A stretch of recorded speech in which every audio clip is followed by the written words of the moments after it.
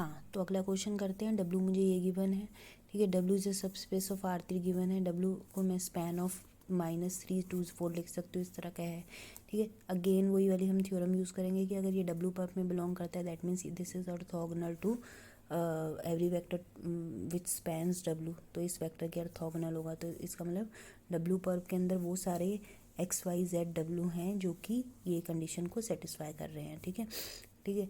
सो आप देख सकते हो इसमें से किसी भी की वैल्यू निकाल सकते हो। मैंने इसमें क्या किया, मैंने x की वैल्यू निकाल ली, ठीक है। x की वैल्यू मेरी ये आ गई, x की वैल्यू मैंने यहाँ पे सब्स्टिट्यूट कर दी।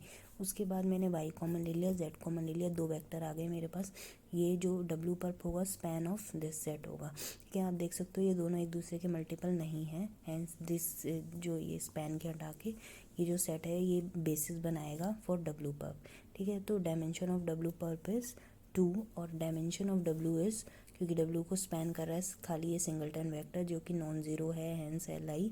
सो डायमेंशन ऑफ डब्लू इज़ 1। आप देख सकते हो जब इन दोनों का सम है वो भी 3 ही आ रहा है, which is dimension of R3 जहाँ डब्लू बैठा हुआ है, ठीक है। सो इसलिए इसका नाम कॉम्प्लीमेंट है, ठीक है। एक्चुअल में प्रूव भी हो चुका है कि dimension of W plus dimension of W pulp is 3, ठीक है। सो इसलिए इसका नाम है ऑर्थोगोनल कॉम्प्लीमेंट, क्योंकि हम वो सारे वेक्टर्स देखते हैं जो कि परपेंडिकुलर हैं और कॉम्प्लीमेंट हैं। कॉम्प्लीमेंट इसकी वजह से हो रहा है क्योंकि दोनों का जो सम करके मुझे डायमेंशन मिल रही है पूरे स्पेस की, ठीक है। इन दोनों की डायमेंशन का जो सम है, इसकी डायमेंशन का जो सम है, इसकी डायमेंशन का जो सम है, वो डायमेंशन ऑफ R3 की इक्वल आ रहा है, ठीक है। इन जनरल भी ये ट्रू होता है। नेक्स्ट एग्जांपल देखते हैं R3। अच्छा, नेक्स्ट एग्जांपल काफ़ी सिंपल है, R3 ही लिया है मैंने। R3 is a subspace of R3, that means मैंने डब्लू को R3 लिया हुआ है।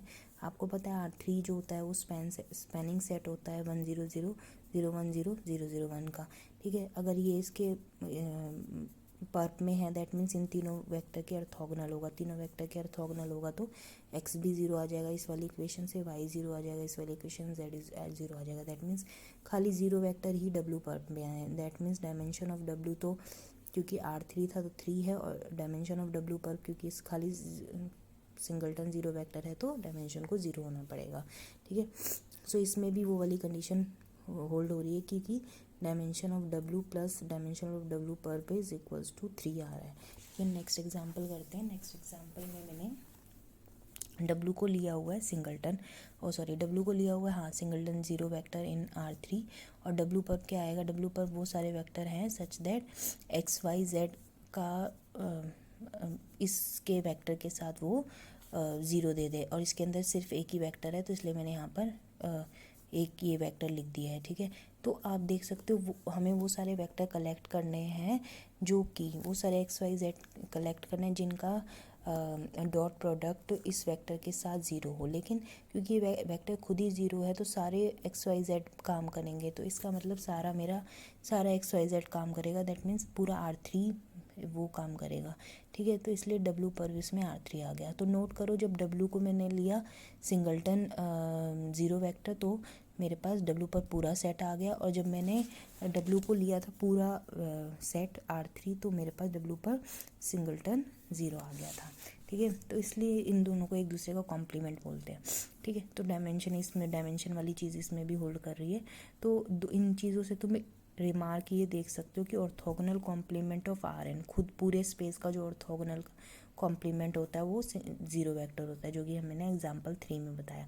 और सिमिलरली एग्जांपल 4 में मैंने बताया कि orthogonal complement of a 0 vector जो कि Rn में है, इसमें 0 वेक्टर इन R3 करके दिखाया था, 0 वेक्टर ले लिया इन Rn तो वो पूरा Rn होता है। जैसे इसमें orthogonal complement of this 0 vector कितना आ गया था, पूरा R3 आ गया था, ठीक है।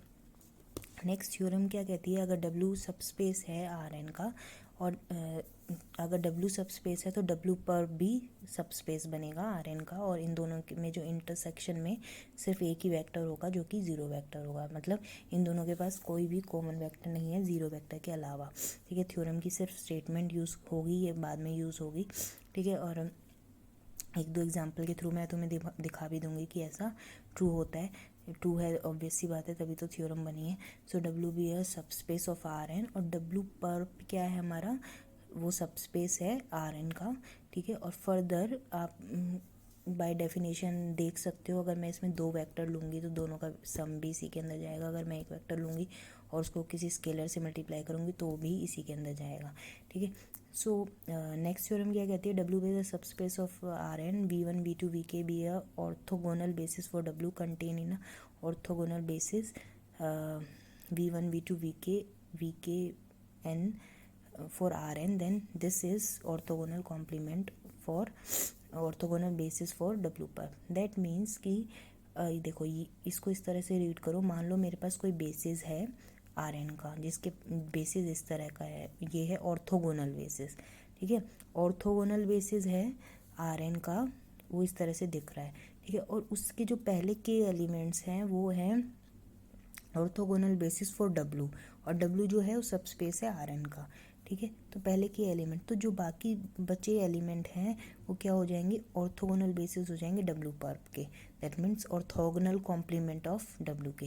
दैट मीन्स अगर ये एलिमेंट जो हैं वो हमारे डब्लू के ऑर्थोगोनल बेसिस हैं, तो बाकी बचे एलिमेंट जो होंगे वो डब्लू पर के बनेंगे ऑर्थोगोनल बेसिस, ठीक है। सो ये थ्योरम ये कहती है हमारी। फर्दर नेक्स्ट थ्योरम क्या कहती है, इनकी सब सिर्फ स्टेटमेंट हैं, आई नो बहुत ज़्यादा स्टेटमेंट हैं लेकिन करना पड़ेगा, क्या कर सकते हैं। Late W be a sub space of R N, then dimension of W and dimension of W perp equals to N, that is dimension of R N. Dimension of R N आपको पता ही है क्या होती है, N होती है, ठीक है। तो ये वही चीज़ बता रही है जो मैंने चारों क्वेश्चन में तुम्हें ऑब्जर्व कराई थी कि डब्ल्यू और डब्ल्यू पर की जो डायमेंशन होती है, अगर मैं उनको अलग अलग ऐसे निकाल के सम करूँ तो वो पूरे स्पेस की डायमेंशन के इक्वल आ जाएंगी, ठीक है। डब्ल्यू जो आर एन का सब स्पेस है। सो हाँ, इस वाले एग्जाम्पल में क्या बोला गया है, चलो इन दोनों एग्जाम्पल को नेक्स्ट वीडियो में करते हैं।